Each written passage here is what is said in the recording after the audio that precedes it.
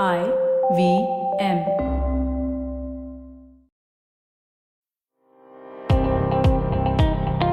Welcome to All Things Policy, a daily podcast supported by Pragati, a flagship media initiative of the Takshashila Institution.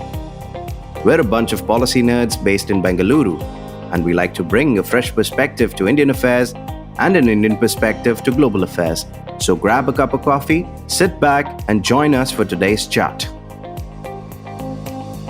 Hello and welcome to another episode of All Things Policy.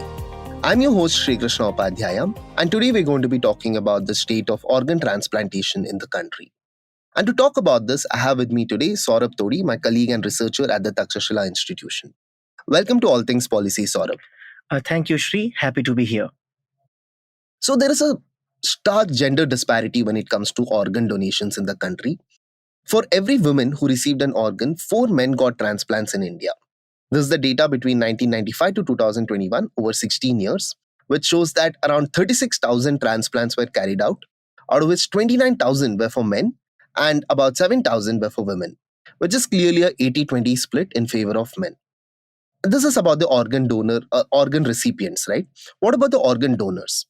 Of the total organ donations in the country, 93% were actually living donors, which means people who were within their families donated their kidney or liver or any such other organ to another family member. A paper from 2021 has found that there is a gender disparity in the country when it comes to living organ transplantation. The data suggests that around 80% of the living organ donors are women, mainly the wife or the mother, while 80% of the recipients are men. When you look at deceased donors, which is people who are dead and are donating the organs, the ratio is different. The male to female ratio in that case is 76 to 26 in favor of men, which means more dead people who are men are likely to donate than females. But when it comes to living donors, the ratio is 37 to 63, which means for every 37 living donors, for every 100 living donors, 37 are males while 63 are females. So all these statistics show a vast gender disparity when it comes to organ recipients as well as organ donors in the country. So what happens if a woman wants to get an organ donation? She's mostly put on a waiting list, and the numbers in the waiting list are very bad. They run into tens of thousands, and people have to wait for long durations before they can get an organ donation, since people within their families are unlikely or unwilling to donate their organs. So to talk about all this, I have Saurabh with me, and both of us will be talking about some of the economic reasons behind this disparity, what causes it in the first place, what are some of the policy measures that the state can take in order to tackle this severe problem of organ donations in the country. Right. So Saurabh, to begin with, quoting from the Times of India report, which by the way gave me all the statistics which I mentioned earlier, the experts quoted in that report say that this gender disparity is because of economic and financial responsibilities, societal pressures, and ingrained preferences. Basically, this means that, the societal setup is such that women donors face more socioeconomic pressures to donate their organs to the male members in their families. Plus, also the fact is more male members are likely to be the breadwinners. So they are unlikely to donate their organs because it means they have to rest for a few months after the donation and they lose their earning capacity in that time. So in this situation, we have a gender disparity which is skewed against women. So what are your thoughts on this? Yeah, so Shri, this is a very interesting topic, and I would say that it is worth examining that given that the labor force participation rate in India is highly skewed in terms of males and females are not as much in the workforce, although they do form a significant share of workers in the agriculture sector, and they do work like housework. But I think if a family has a choice that there's somebody who needs an organ transplant, I think purely from economic reasons, it is much more likely that the women in the family, if they are found to be a match, would be expected to, or most likely coerced or pressured socially into donating an organ to the male member, because the male member's earning capacity or the job is what is kind of driving the family economics. So the family cannot afford the male member being out of work for long. whereas the female member is still would be able to like the cost of having a female member resting for a bit or not being that healthy might is actually a much better proposition in purely economic terms. Now, I would say that what was very interesting in that a study was also that even if a woman is given a choice of having the organ by a family member, they feel quite guilty. They Right. feel guilty that they are taking away the organ from the male member of the family, primarily for the same reason, I guess, because they don't feel that they deserve this organ, because somebody who is earning deserve it better, and in some cases they refuse that help as well. So that's a very interesting kind of a socio-cultural issue, and obviously there is this hidden patriarchy where the female members think that they just don't deserve the same amount of kind of attention and care, because primarily of them not being the primary breadwinners of the family. Yeah, right. So basically, what you're suggesting is, since the economic incentives are such that male lives are privileged over female lives within a particular family setup, given our low income and low wages and so on, there is more likely that a man will find a donor from within his female members of the family than a woman finding that chance. Plus, I also want to dig a bit into the aspect of internalized patriarchy, which you mentioned, right? Which is, women just refusing to get a organ donated to them, even if there is a recipient. The other side is, just look at how the social pressure is going to be, right? Like, imagine a typical Indian family setup, where, like, you have the husband and wife, the children, the in-laws, and so on. For a woman who's married into a family, wouldn't you think that there will be more social pressure from both the in-laws to donate her organs to the husband in case he falls sick?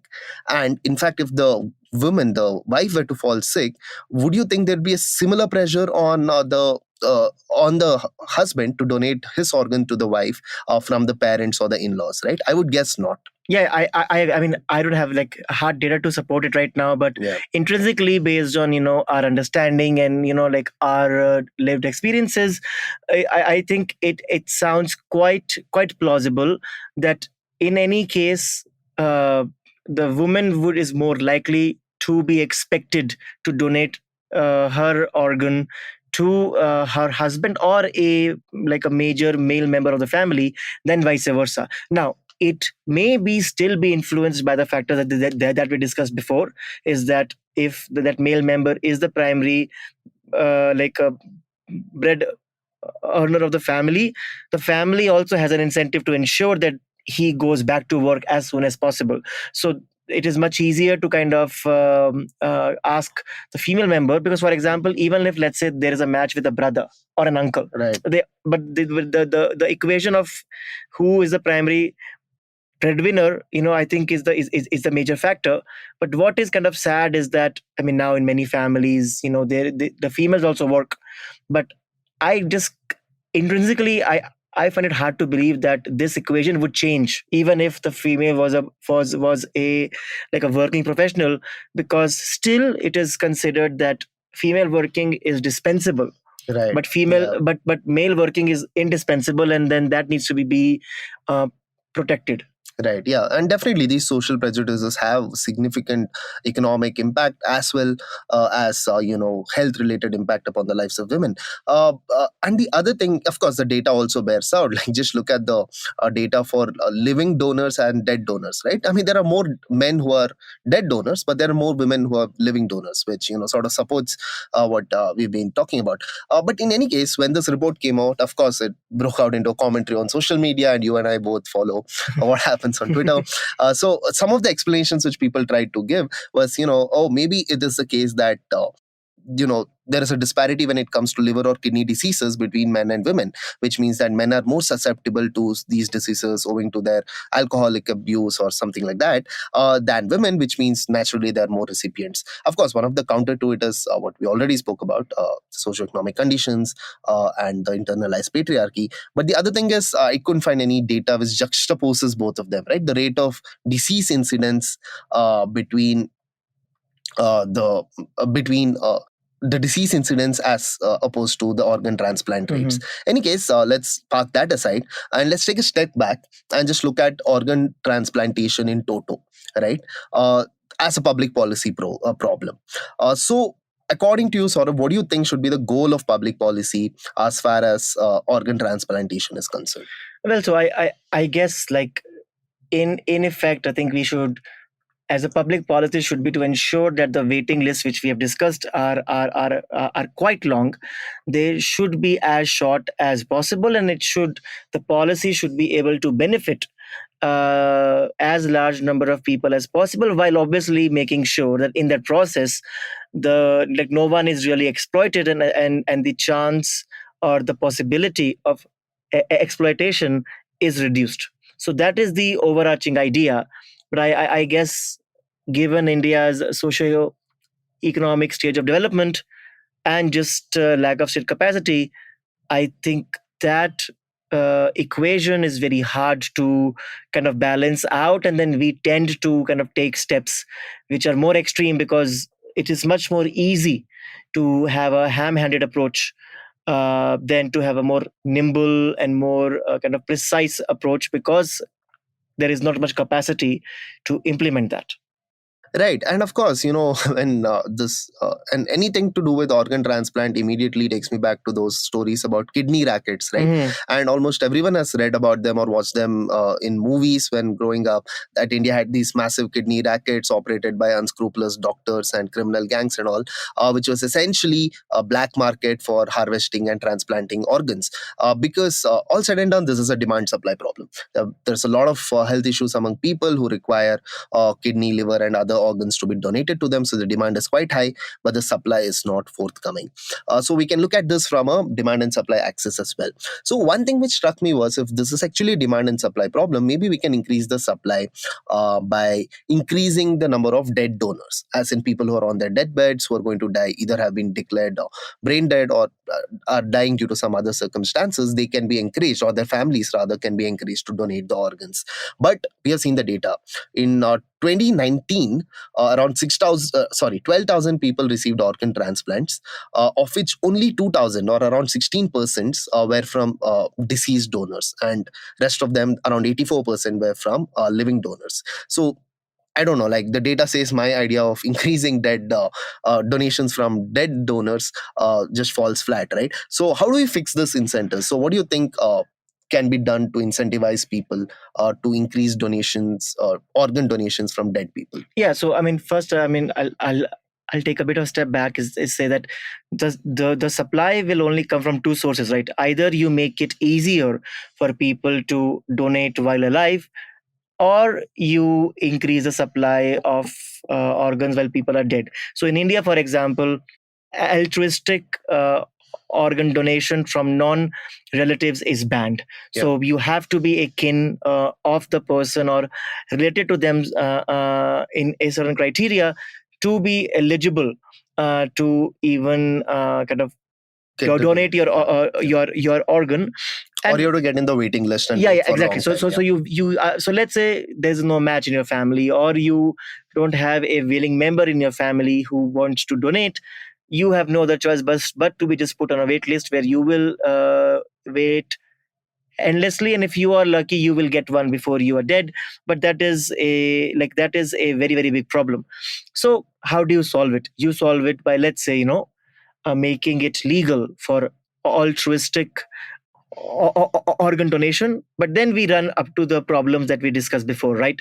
Is that low state capacity and the socioeconomic stage of development that India is in almost makes it impossible that this would not kind of devolve into the exploitation of poor, where they are incentivized either through coercion, I mean, just because they are in that stage of despair, or they are exploited by being underpaid or being kind of not taken care of, and then are exploited, because this is just what the dynamic is. We see the same kind of approach to surrogacy as well, where because the government initially allowed, like, altruistic surrogacy by non-relatives, and it led to actually a huge problem where foreign couples would come and then use Indian women, and then like they then Indian women would be, let's say, exploited. So we might see the same issue. So that is why, because we can't control it in a very precise way, we we tend to just ban it. But Yeah. as we have discussed, the movies since 70s 80s have these kidney rackets. So obviously the issue is not solved, but it's very hard to solve that. Stay tuned to All Things Policy. We'll be right back after a short commercial break.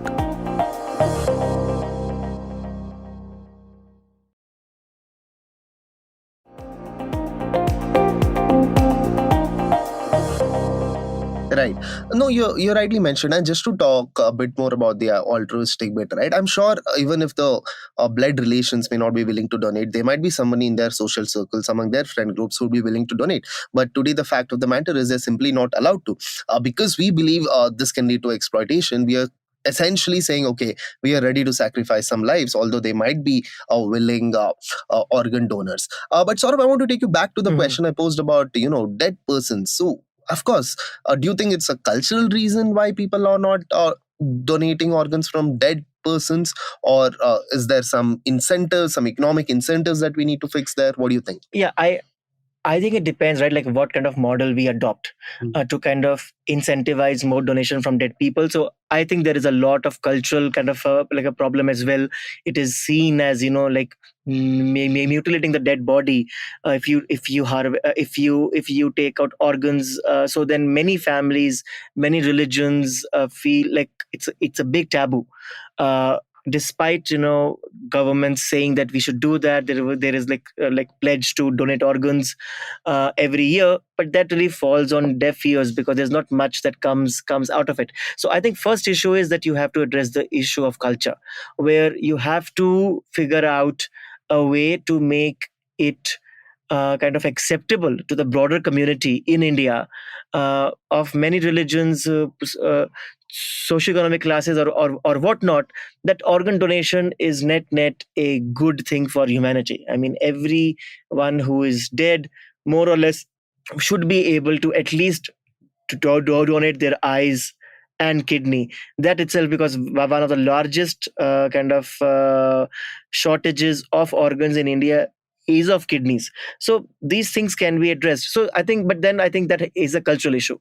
Now, how do you maybe change culture? That would be, let's say you give some economic incentive. Yeah. You say that, okay, if the person has pledged that their organs be donated when dead, the state will take care of the expenses of the funeral. Right. But then that kind of comes back to the idea that is a one option, then that would then disproportionately kind of incentivize the poor people, and then that makes a further, because okay, if a person is able to afford last rites, or is not as big of a problem, then it's okay. But then, so yeah, we always run into this issue where we're trying to balance out the slated interest that this is being done to protect the poor, but at the same time, it is the poor person on the waiting list who is more likely to die. Right. Because they have not gotten any kidney. But the people who have means, who have sources, will still be able to find some or the other way to get a donor. So it's a very tricky thing, and to be honest, I don't know how to solve it. Right. No, and also I was just thinking in terms of social change and removing this whole taboo, and much of it is also religious taboo in particular communities. I think like religious leaders and political leaders also have a big role to play in this, in encouraging people to sign up for organ donation once they are dead, and also to make sure that you find a way to use your religious teachings to support such a measure, because ultimately organ donation is about saving one more person's life, and I don't think any religion would actually oppose it, right? So ideally this should be encouraged, and that's sort of like social change. I mean, we often talk about Samaj Sarkar Bazaar, and this I think is a important role that the Samaj can play in sort of like dealing with this issue.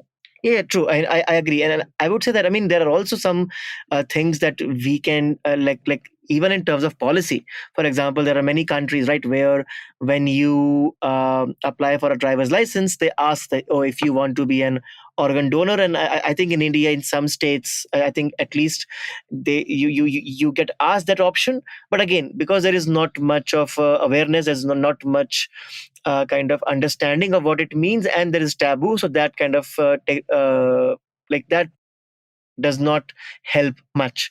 At the same time, there's also a more kind of radical idea where you say that everyone who is dead is deemed to be registered as an organ donor unless Yeah. done otherwise. So Yeah. that's one way, but I think that could be quite radical, and I don't think that would work, because people may not know what that means, What and they're to signing up for, yeah. was signing up for, so to expect that everyone, so again, that will again be disparity, right? The ones Yeah. who, you and me, who may know, okay, this is a policy, if we don't want to do this, we can go and get it kind of fixed, but it will, but then the problem will again fall squarely on the ones who do not know there's informational asymmetry, and it would impact the people who are disadvantaged the most.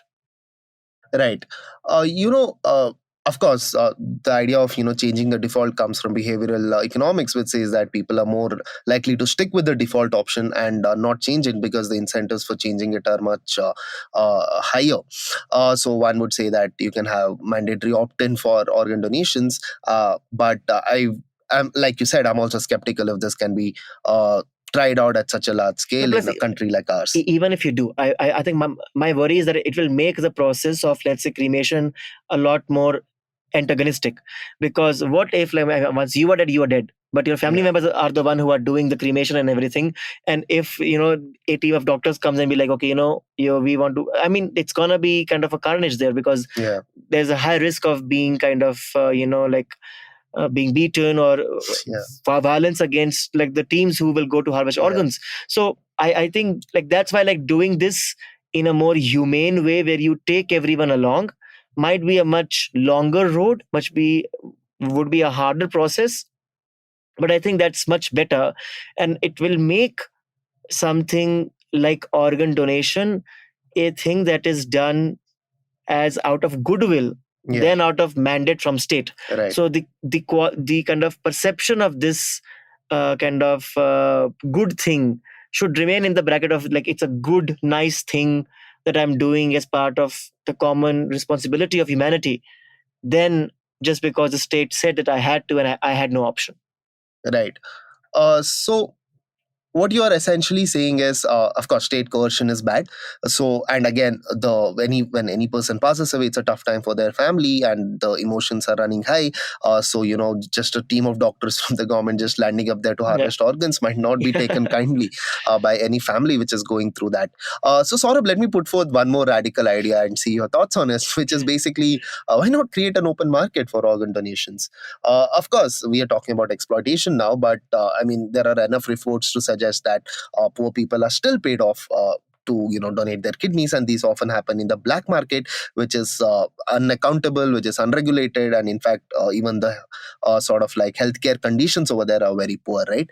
So, do you think there should be a government regulated market for organ donations, in the sense like if somebody wants to sell organ for whatever purpose, altruistic or not, must be allowed, and the state should facilitate it? Or would you side with the moralists who would, or I'm just putting it out there, would you side with the moralists who would say that, oh no, something like this can never be a matter of trade or commerce because it's about human bodies and dignity and so on? So just tell me your thoughts on this. So, okay, I tend to agree with the first option, but not for India. And the reason I say that is because I think, again, as you said, that it is not always just that you are buying something, but buying an organ off the shelf or something. You may have a friend, may have a colleague, or you may reach a point where, okay, it is a kind of a transaction, but it kind of helps both the person who is receiving the organ and the person who is giving, because there is an incentive involved, and somebody doing this, if it is for money, shows that they actually want money, and then they have become that desperate. Yeah. So I don't think that by itself is a problem. The problem is of again, low state capacity to enforce it. My worry is not the fact that this will become like a transaction. I may be more fine with it, but the problem is that it will become a very disadvantageous transaction for people who are not informed, or people from the disadvantaged socio economic backgrounds. Because for, let's say that you can say that, okay, let's just say that you make it say that anyone who wants to receive an organ can contact anybody, uh, and let's say the hospitals can have a repository of whoever is willing to kind of donate their kidney or liver or whatever. I mean, mind you, human body can function with one kidney without much of an issue. Liver is something that can regenerate. So it's not like you are reducing the quality of life of the donor substantially, or even remotely, really. But so that's there. But at the same time, you can say that, okay, you have to kind of have the most progressive policies regarding healthcare for the donor, making sure that they receive compensation, make sure that they receive a large enough compensation and whatnot. So you can have all those rules, which I think can reduce the risk for exploitation, can increase the supply, and can reduce the suffering of people on the waiting list. But again, in India, where we have a lower state capacity, we may have all the rules on the paper, but it might end up hurting. And we, the example that I gave, right? We had a very progressive kind of rules for surrogacy, right? But the fact that we had to do away with it, shows that, one, I mean, we just don't have the capacity to enforce those rules, and so the ham-handed approach is just a kind of a symptom of the bigger problem. So I would say that I will just wait for Indian state capacity to increase. So until that time, I think it is a evil that we may have to live with. Right. Because I just don't know what else will happen. I guess you can have friends and all. You can allow friends to donate, but then how do you ensure that they're a friend? I mean, I can be like, okay, this person, he's my friend, he's my security guard, and he's my friend, and he wants to give me his kidney. I mean, how do you prove? Right. So that creates more avenues for exploitation. Right. Thanks for that, Saurabh. Fascinating discussion today. And just to sum up, of course, the data bears out that there is a gender disparity when it comes to organ transplant in the country, be it organ recipients or organ donors. This can be explained due to social as well as economic reasons. Of course, we don't have data to say which has a greater bearing, but there are social reasons behind this, social prejudices, patriarchy, and so on, but also sound economic reasonings, which probably families think through when their bread earning is at stake. And having said that, I think there is some case to allow altruistic donations to happen, but regulating that is again a major problem because it can in turn lead to exploitation, and we are still far away from the day when we will have an open market for organ donations. So thanks once again for joining me on this discussion, Saurabh, and we can end here. Yeah, thank you, Shri. Happy to be here. If you liked our show, don't forget to check out other interesting podcasts on the IVM network. You can tune into them on the IVM Podcast app, ivmpodcast.com, or wherever you listen to your podcasts. You can also follow IVM on social media. The handle is @IVM Podcasts on Twitter, Facebook, and Instagram. And hey, if you'd like to dive into Takshashila's research on technology, strategy, and economic affairs, check us out at our Twitter handle @TakshashilaINST or our website takshashila.org.in.